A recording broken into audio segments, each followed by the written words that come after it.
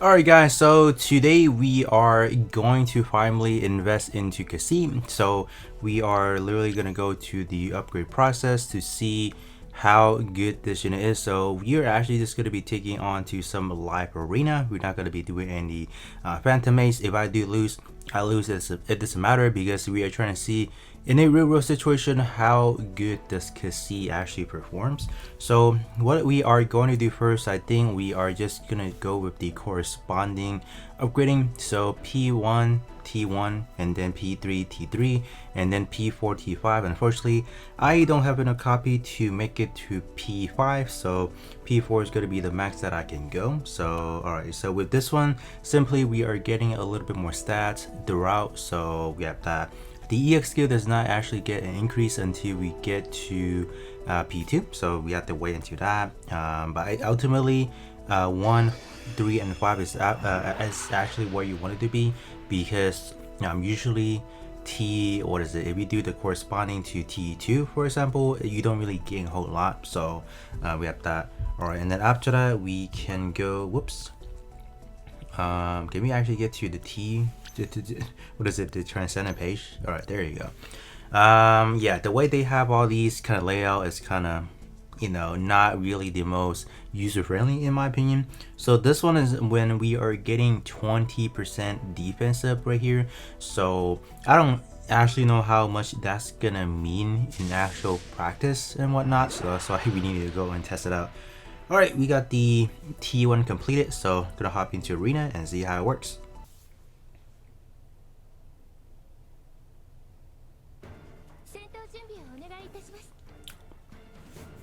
Alright, not my luckiest day is it now. So right off the bat, we are going against rank 1 in terms of where I'm placing. So my gosh, so I think I'm just gonna go with this. So we're just gonna raw tank it from the O.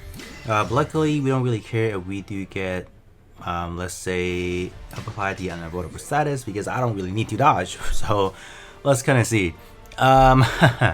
Ideally, this is actually not the best spot to be in, because in the back row we have 4 armor unicorn and then we have the GPO2. So oh man, this is a rough situation to be in actually. Oh man. I guess I'm just gonna do this.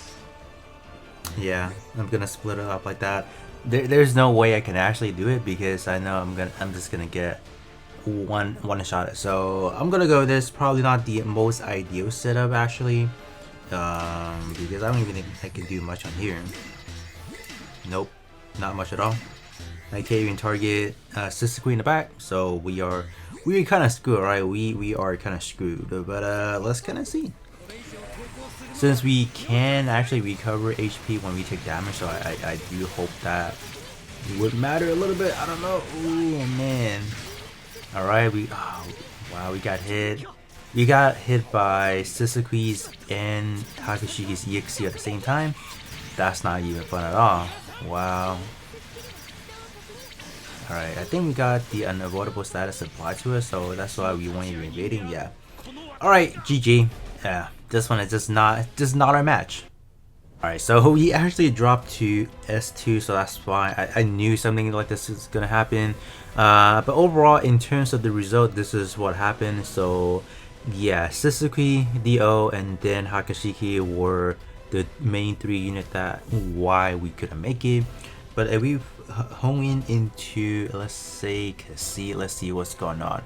So we hit Thunderbolt, okay, and then we got dodge. Alright, and after that who did we hit? Okay, alright. So after that you start to get a lot of damage. My gosh. So we just take way too much damage that we can't really recover. Because you only get really minuscule HP back every time you get hit, but we got hit a lot, so that really didn't help. So hopefully at T3 we can perform a little bit better. So I'm gonna go ahead and upgrade to T3 now and see if we will see, a little bit of a different results.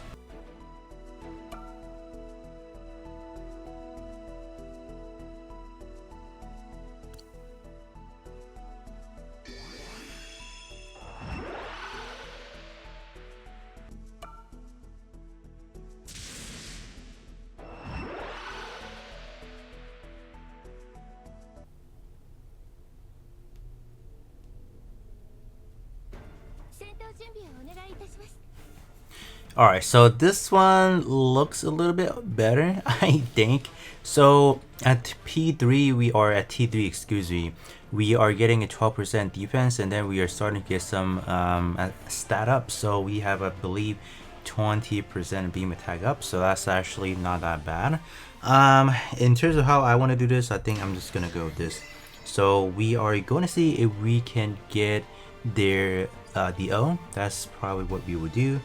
And in terms of how we are gonna do the other side, I think this should be fine actually. Alright, let's kind of do it like that. Alright. I think we should be able to get the O, yep. Get him, get him! Pop the EXQ. Oh wow, the O actually die. Oh, that's not hot. Oh brother. Okay. We kind of hanging in there. Ooh, pop another EXQ for me, please. Start attacking. Alright. Oh, wow. We actually clutched it up. Nice.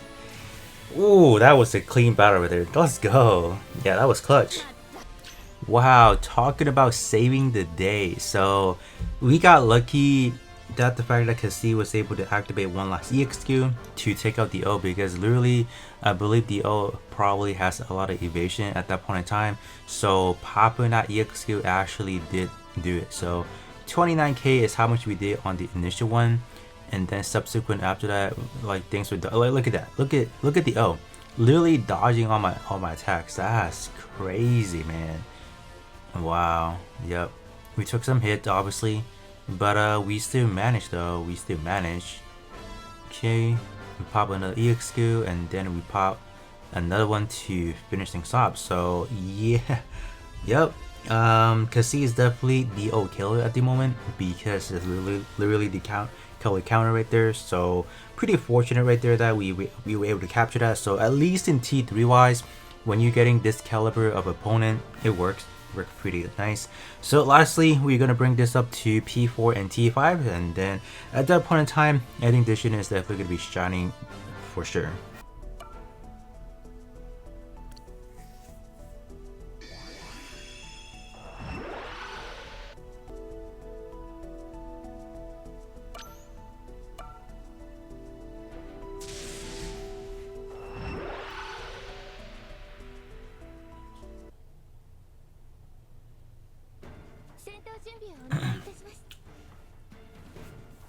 Alright, so at the last arena match, this is what we have. So this team is actually not that bad as far as what we are facing again. So I'm definitely trying to see how I want to go about this. So I think I'm gonna go with this direction actually.